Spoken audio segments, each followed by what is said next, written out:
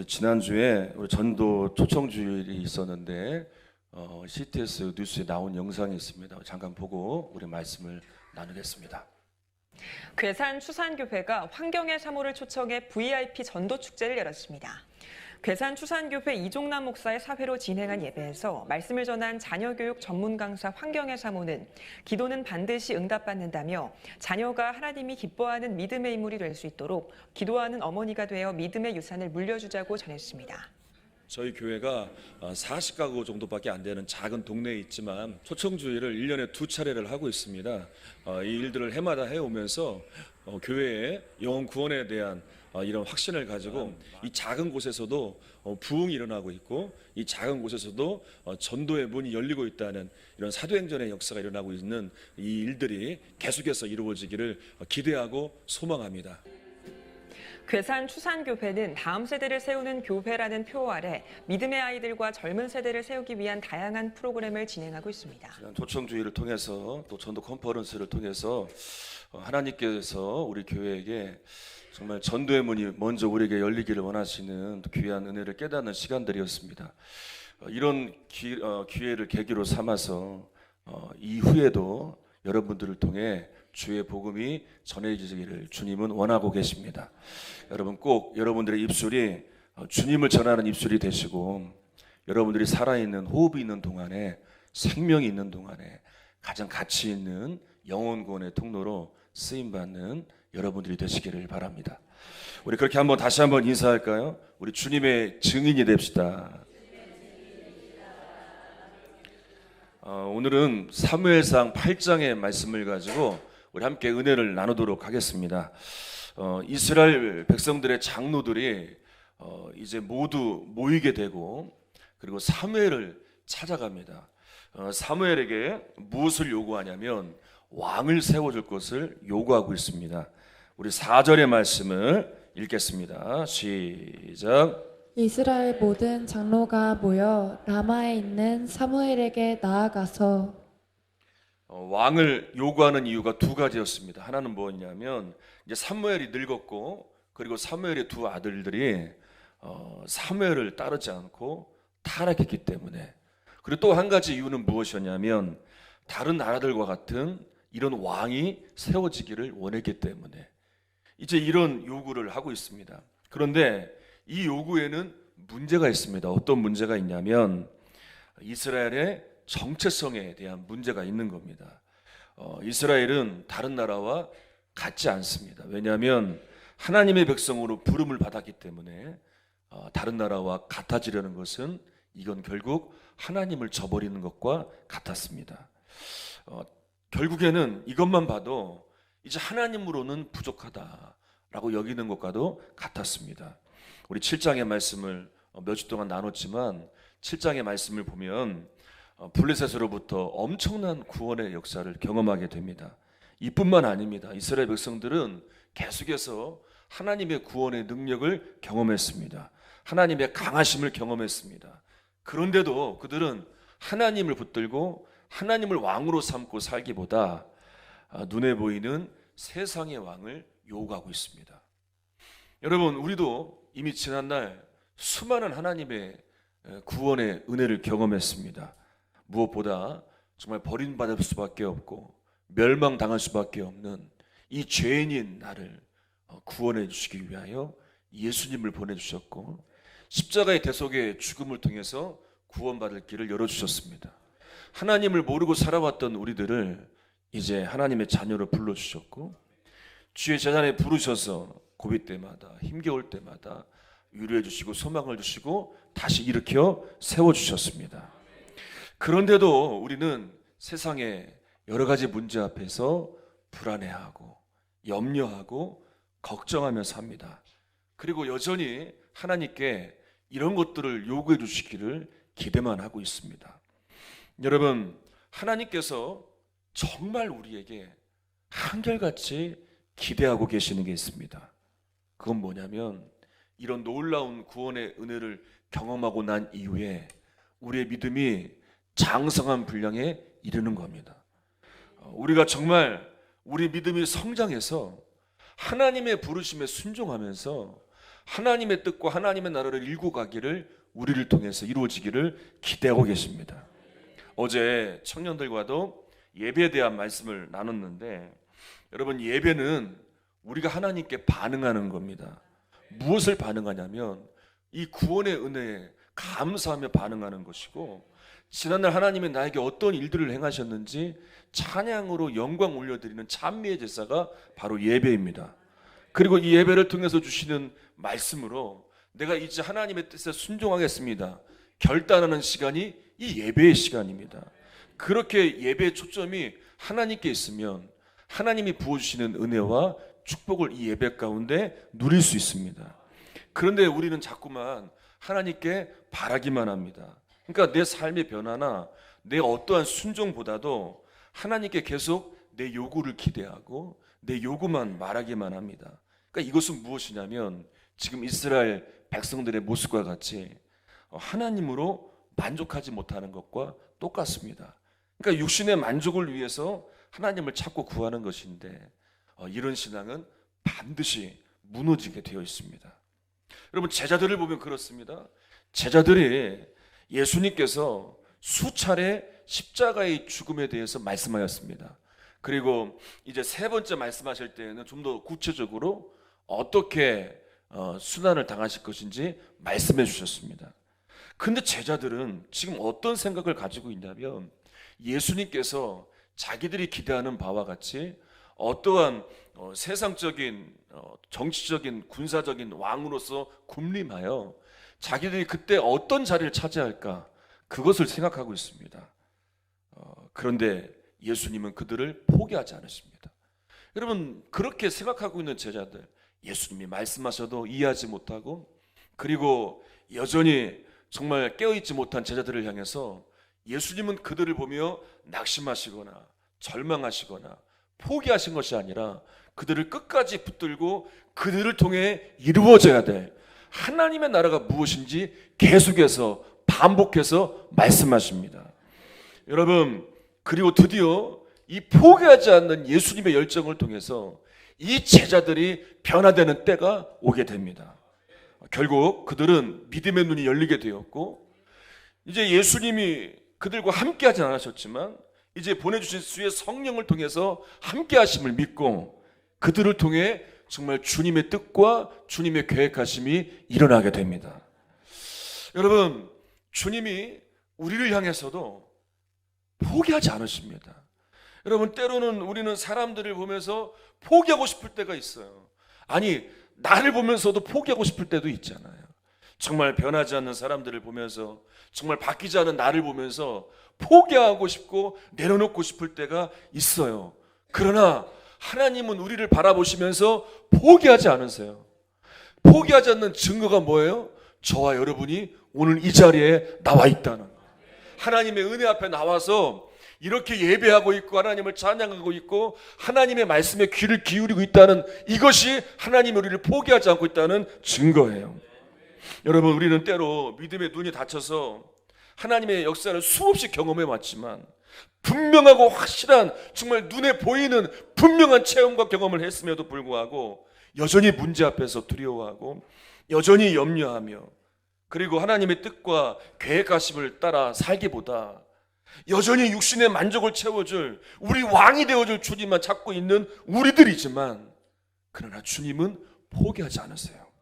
그리고 우리를 향해서 우리의 믿음의 눈이 열리기를 위해 지금 이 시간 이 예배 가운데도 여러분들을 향해 계속해서 두드리고 계세요.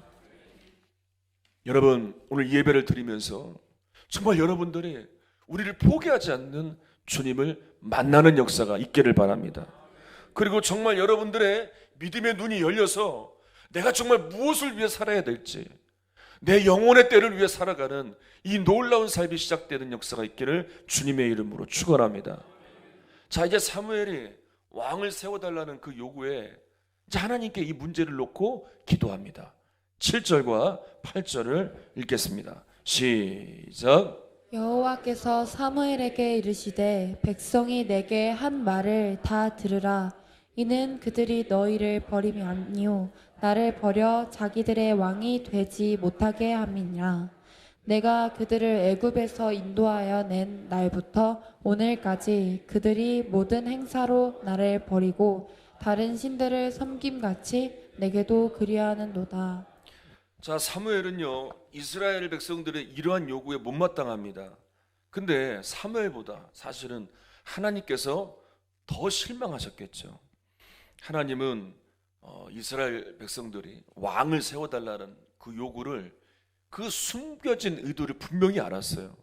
그래서 7절에 읽은 것처럼 이 일은 사무엘을 버리는 일이 아니라 하나님을 버리는 것이고, 더 이상 하나님을 왕으로 삼으려 하지 않는다는 의미를 담고 있다는 것이라고 말씀하십니다.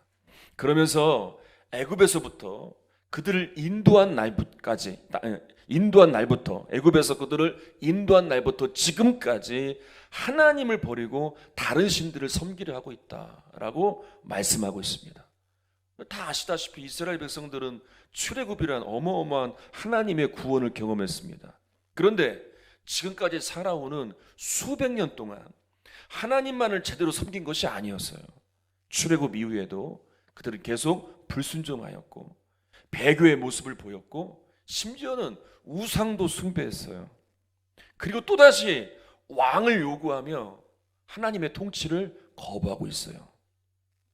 그러니까 하나님께서는 이방 이 신전에 나가 이방 신상에 절하는 것만이 우상 숭배가 아니라 하나님을 왕의 자리에 인정하지 않고 다른 것을 왕으로 삼으려는 것도 우상 숭배와 같다라고 말씀하세요. 그러면 왜 이렇게 하나님이 원치 않으시고 이렇게 하나님을 실망시키는 일인데 왜 이스라엘 백성들은 왜 하나님이 아닌 다른 것을 왕으로 삼으려 했겠습니까?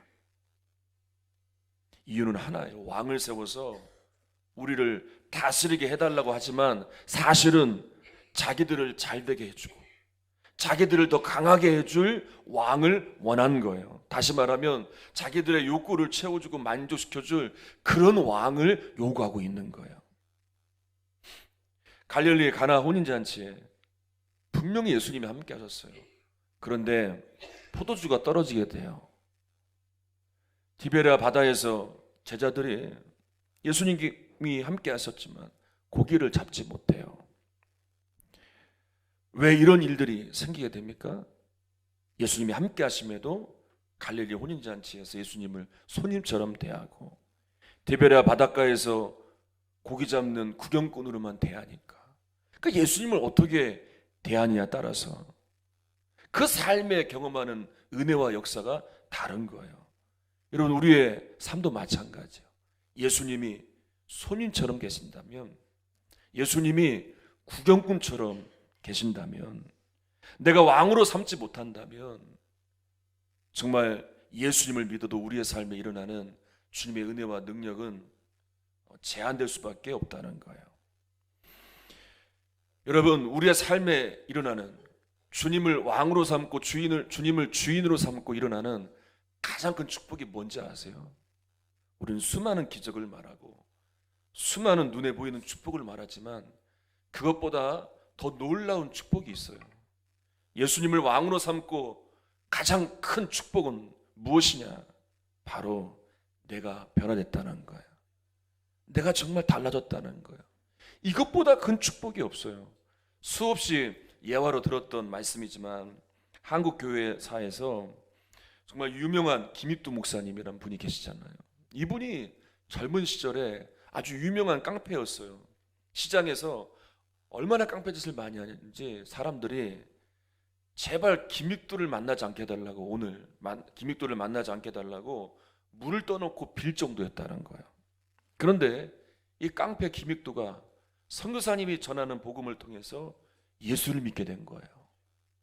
예수를 믿고 나서 이 변화된 김익두가 온 사람들에게 부고장을 보낸 거예요. 그런데 이제 김익두가 죽었다는 소식을 듣고 너무 좋아하는 거예요. 근데 보니까 버젓이 살아서 돌아다니는 거예요. 아니, 왜 죽었다는 사람이 돌아다니느냐? 알고 보니까 예수를 믿고 과거에 깡패였던 김익두가 죽고 새 사람이 되었다라는 의미로 그 부고장을 돌린 거예요. 깜짝 놀랐어요. 사람들이 어떻게 김익두가 변할 수 있는가. 보니까 그의 입술에서 예수를 전하고 있는 거예요. 사람들이 내기를 했어요. 진짜 김익두가 변했는지 안 변했는지 우리 한번 시험해보자. 그래서 시험을 해보려고 김익두가 지나갈 때에 물을 끼얹었다는 거예요. 과거에 김익두 같았다면 그 물을 끼얹은 사람들을 가만 안 두었겠죠. 그런데 이 김익두 목사님이 물을 털어내며 이렇게 말했다는 거예요. 예수는 내가 믿고 복은 당신이 받았군요. 한번 따라서 할까요? 예수는 내가 믿고 복은 당신이 받았군요. 여러분, 부부싸움 하시고 나서 이렇게 말하세요. 더 싸울 이유가 뭐가 있겠어요? 마음은 아프지만 주님께 이 문제를 맡기고 아내에게, 남편에게 예수는 내가 믿고 복은 당신에게 받았군요. 아멘을 안 하시네요. 여러분, 화가 나는 일들이 있잖아요. 정말 나에게 힘들게 한 사람들이 있잖아요. 과거에 나 같았으면 몇 배로 갚아줘야 될 나이지만 나는 예수 믿고 변화된 사람이잖아요. 그때마다 예수는 내가 믿고 복은 당신이 받았군요. 한 교회에서 한 달 동안만 정말 예수님을 왕으로 삼고 한번 살아보자, 그런 결단을 한 거예요. 그리고 나서 그 간증들을 한 달 후에 나누고자 한 거예요. 한 집사님이 정말 예수님을 왕으로 삼고 순간순간 예수님을 의지한 거예요. 그리고 그 간증을 쓴 것을 제가 읽어드릴게요. 아들에게서 콜렉트콜로 전화가 왔습니다. 엄마, 나 실내화 놓고 갔는데 실내화 좀 갖다 줘. 다른 날 같았으면 화가 났을 텐데 오늘은 웃음이 나네요. 이미 자신의 실수를 알고 있을 아들, 그리고 이런 일을 엄청 싫어하는 엄마인 걸 엄마인 걸 알고 있는 아들, 전화 거는 것이 쉽지만은 않았을 아들, 왕이신 예수님이 오늘 저의 화에서 아들을 건지셨네요. 예수님은 나의 왕이십니다. 또 한 목사님이 이런 또 간증을 했다는 거예요. 저희 교회는 미자립 교회로 성도가 거의 없습니다. 그런데 토요일에 아이들이 3명이 교회에 놀러 왔습니다. 아이들이 한참 놀다가 집으로 갔습니다. 주일 예배를 마치고 신방 갈 준비를 하는데 지갑이 없어진 겁니다.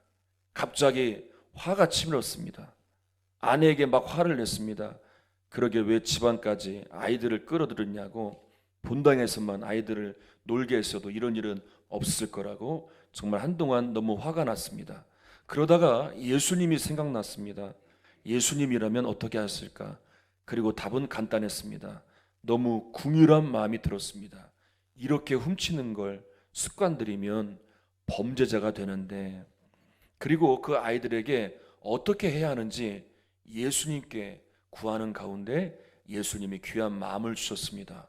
그래서 아이들에게 연락을 했습니다. 너희들이 아무리 잘못한 일이 있어도 난 너희들을 사랑하니까 너희들이 그럴수록 더욱 교회를 와야 된다. 이 아이들이 한동안 답이 없다가 답이 왔는데 다음 주에 꼭 교회를 오겠다는 대답, 그리고 친구들과 함께 가겠다는 대답이 왔습니다. 아이들은 지금 미안한 마음도 있을 것이고 두려운 마음도 있을 겁니다. 아마 다음 주에 거짓말을 하고 안 올 수도 있을 겁니다. 그런데 언젠가는 이 아이들이 정말 변화될 때가 올 줄로 믿고 이 아이들을 놓지 않으려 합니다. 여러분, 예수님을 왕으로 삼고 살아가면 정말 가장 놀라운 축복은 내가 변화되는 건데, 정말 내가 살아난다는 거예요. 정말 화낼 수밖에 없는 상황인데, 정말 다른 때 같았으면 분명히 그 문제에 대해서 격렬하게 반응할 때인데, 예수님께 그 문제를 맡기면서 예수님을 붙들고 나아갈 때 정말 내가 변화된 것을 경험하게 되고, 이렇게 변화된 나를 통해서 다른 사람들에게 그 은혜가 연결이 되는 거예요. 그래서 내가 살아나고, 그리고 다른 사람들이 살아나고, 나의 변화를 통해서 가장 행복해하는 사람들이 바로 나와 가장 가까이 있는 내 가족들일 겁니다. 어쩌면 변하지 않는 나를 통해서 주님도 힘드시겠지만 내가 가장 사랑하는 가족들이 가장 힘들어할 수 있습니다. 여러분, 지금 이스라엘 백성들이 원하는 왕은 축복만을 주기를 원하는 왕이에요. 그런데 하나님이 그들에게 원하시는 것은 그들의 변화를 원하세요. 왜냐하면 그들이 변화돼야 그들을 통해 하나님의 통치를 이룰 수 있기 때문에. 여러분, 오늘날 우리들이 정말 예수님을 왕으로 삼고 살아가야 될 이유가 여기 있는 거예요. 우리의 기대를 채우시고 우리의 만족을 채우시기 위하여 왕으로 삼는 게 아니라 주님이 우리가 변화되기를 원하시기 때문에 변화되어야 나를 통해 우리 가정을 살려내고 우리 주변을 살려내며 하나님의 통치를 이루가기를 원하시는데, 이 일을 통해서 주님이 하시는 일들이 있단 말이에요. 하나님께서 이스라엘의 왕을 세워달라는 그들의 요구를 들어주세요. 그런데 그 대신 분명히 해야 할 것을 가르쳐 주세요. 9절에 나옵니다. 9절을 읽겠습니다. 시작. 그러므로 그들의 말을 듣되 너는 그들에게 엄히 경고하고 그들을 다스릴 왕의 제도를 가르치라. 하나님께서 이 왕을 세워달라는 그 잘못된 의도를 분명히 알고 계시잖아요. 그런데 들어주세요. 왜냐하면 그들을 포기하시는 게 아니라 부족한 왕이지만 하나님은 하나님의 이 왕을 통해서 이스라엘 백성들에게 하나님의 통치를 이루시기 위해서예요. 여러분, 자식을 키우다 보면 정말 부모의 마음에 들지 않을 때가 있잖아요. 그런데도 자식이 요구하면 정말 부모는 원치 않은데, 마음에 들지 않은데 마지못해 허락할 때가 있잖아요. 자식이 좋다고 하니까 부모가 원치 않아도 허락하잖아요. 그런데 우리가 놓지 않는 게 있잖아요. 자녀들을 포기한 게 아니잖아요. 여전히 자녀들을 붙들고 자녀들에게 기대를 하고 있잖아요. 그러면서 이런 부모의 심정을 잘 헤아려 주기를 원하잖아요. 여러분, 하나님께서도 마찬가지로 우리를 향해서 우리가 때로 하나님께 요구하는 것이 잘못된 의도를 가지고 요구할 수도 있고 정말 하나님이 원치 않는 그런 방향으로 흘러갈 수 있지만, 그럼에도 하나님은 포기하지 않으신다는 거예요. 그럼에도 불구하고 그런 우리의 요구를 들으시고 응답하시면서 원하시는 건 무엇이냐면 정말 우리가 이런 하나님의 심정을 헤아리고 하나님의 기대에 부응하는 그런 사람이 되기를 원하세요. 여러분, 정말 오늘 이 시간 이 한 가지를 깨달았으면 좋겠어요. 하나님께서 포기하지 않으세요. 그리고 하나님께서 정말 나를 향한 기대를 놓지 않으신다니까요. 어떻게 보면 이미 나를 포기하고 있을 수도 있어요. 이미 나에 대해서 별 기대를 안 가질 수도 있어요. 그러나 하나님은 그렇지 않다니까요. 우리는 너무 눈에 보이는 결과에 집착을 합니다. 정말 내가 원하는 대로 되지 않을까 봐 염려하고 걱정해요. 그리고 사람들 앞에 좋지 않은 모습들은 안 보여주려고 해요. 그래서 내가 원치 않는 결과를 얻었을 때 엄청나게 실망하고 좌절하죠. 여러분, 예수님을 왕으로 살면요, 그런 거 상관없어요. 결과가 어떻든 내가 어떻든. 여러분, 예수님 앞에 감출 게 뭐가 있습니까? 그분은 우리의 모든 것을 다 알고 계시는데 우리의 죄를 사하실 정도로, 우리의 죄를 대신해 십자가에 목숨을 바치실 정도로 우리를 그렇게 사랑하시는 아가페 사랑, 조건 없는 사랑이잖아요. 그 사랑을 베푸신 분이신데 우리가 그분 앞에 감출 게 뭐가 있어요? 그분 앞에 우리가 숨길 게 뭐가 있어요? 솔직하게, 주님, 제가 이렇습니다. 제가 이렇게 연약합니다. 제가 이렇게 부족합니다. 주님, 그래도 주님께서 저를 포기하지 않으셨군요. 저에 대한 기대를 가지고 계시군요. 주님을 왕으로 삼습니다. 저를 통해서 하실 일들이 무엇입니까? 저를 통해서 주님이 이끄시는 삶이 무엇입니까? 반응하며 나아갈 때 이렇게 부족하고 연약한 나이지만 주님이 왕 되신 놀라운 삶이 시작된다는 것. 여러분, 이 삶으로 여러분들을 초대합니다. 이 변화된 삶이 여러분들에게 시작되기를 주님의 이름으로 축원합니다. 우리 함께 찬양하겠습니다.